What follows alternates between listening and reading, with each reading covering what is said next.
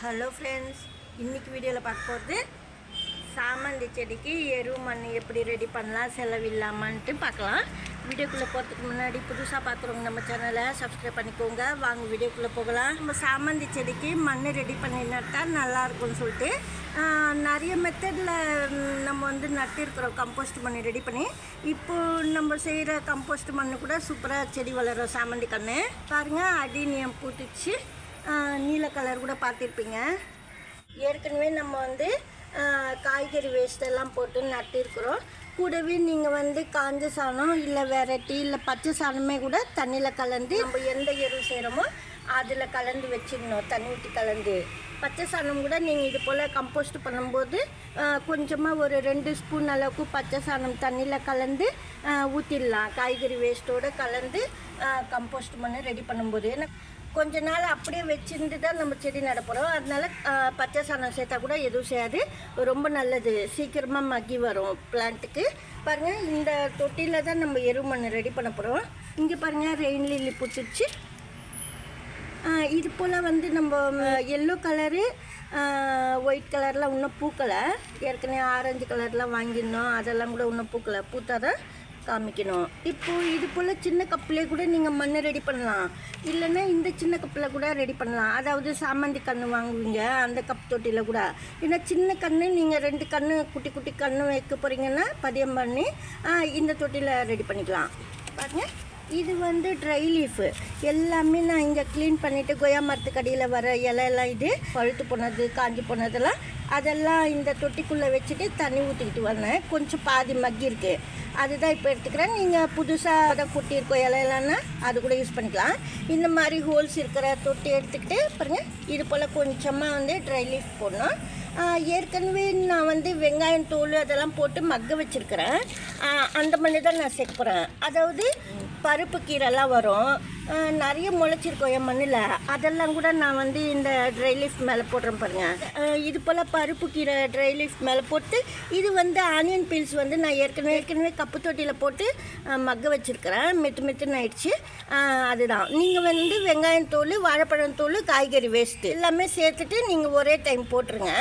ஆனால் கூட இப்போ முக்கியமாக என்ன சேர்க்க போகிறேன்னா, நான் இப்போ வெங்காயம் தூள் நான் மக்க வச்சுட்டு ஏற்கனவே போட்டு வச்சுருந்தேன், மண் போட்டு வெங்காயம் தூள் போட்டு அதுதான் இதில் சேர்த்துருக்குறேன். நீங்கள் ஒரே டைம் காய்கறி வேஸ்ட்டு வெங்காயம் தூள், வாழைப்பழம் தூள், முருங்கைக்கீரை அது போலெல்லாம் சேர்த்துக்கலாம். முருங்கைக்கீரை காஸ்ட்லியாக இருக்குது அப்படின்னா பாருங்கள், முருங்கைக்கீரை வாங்க முடியலன்னா நீங்கள் குப்பைமேனி இலை, அதாவது குப்பைமேனி இலை இல்லைன்னா பொன்னாங்கண்ணி கீரை தோட்டத்தில் வளையும், நிறைய பேர் மண்ணில் இருக்கும், அதுக்கு தான் சொல்கிறேன். அது கிடச்சா கூட நீங்கள் போட்டுக்கலாம். நான் குப்பைமேனி இலை தான் எல்லாமே நிறைய இருக்குங்க, நம்ம எருக்கு யூஸ் பண்ணலான்னு சொல்லிட்டு நான் போடுறேன். நல்லா சூப்பராக செடி வளரும் சாமந்தி கன்று வச்சோம்னா. இது போல் ஃபுல்லாக கட் பண்ணி சின்னதாக கட் பண்ணிட்டு தான் போடணும், இல்லைன்னா லேட் ஆகும். அதுக்காக ஏன்னா சின்ன கப்பு தான் இது.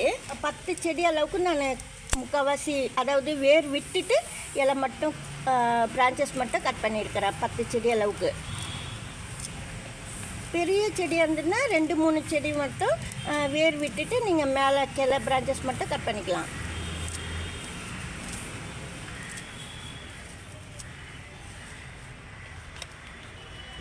பாருங்கள், இது போல் போட்டுட்டு கொஞ்சமாக மேலுக்கு இன்னும் கொஞ்சம் ட்ரை லீஃப் போடணும். இது கோகோபீட் மண் போல் இருக்கும். நம்மளுக்கு ரெடி ஆனோடனே இது போல் ரெடி பண்ணால் பாருங்கள், இது போல் மண் சேர்த்துட்டு நீங்கள் மணலும் ஒரே டைமுக்கு போட்டுருங்க.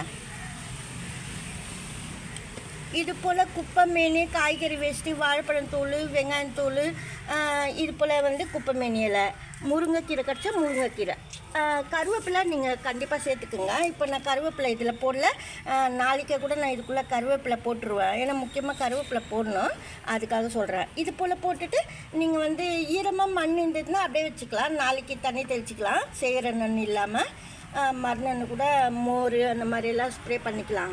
அரிசி கழுவுன தண்ணி அது போல் கூட நீங்கள் இந்த கம்போஸ்ட் மண்ணில் ஊற்றுனீங்கன்னா நல்லா மக்கி செடிக்கேற்ற எருவு மண் ரெடி ஆகிடும். நீங்கள் அப்படியே கூட இப்போ இதில் ரெடி பண்ணிவிட்டு இந்த கப் தொட்டியில் கூட கொட்டிட்டு நம்ம செடி நட்டுக்கலாம். இப்போ சாமந்தி கன்று வந்து பாருங்கள், இப்போ இது போல் நம்ம வச்சுருக்குறோம். ஏற்கனவே நான் வந்து சின்ன சின்ன கட்டிங்ஸ் எல்லாம் வச்சுட்டேன் செடியில், வேறு மண்ணிலலாம்.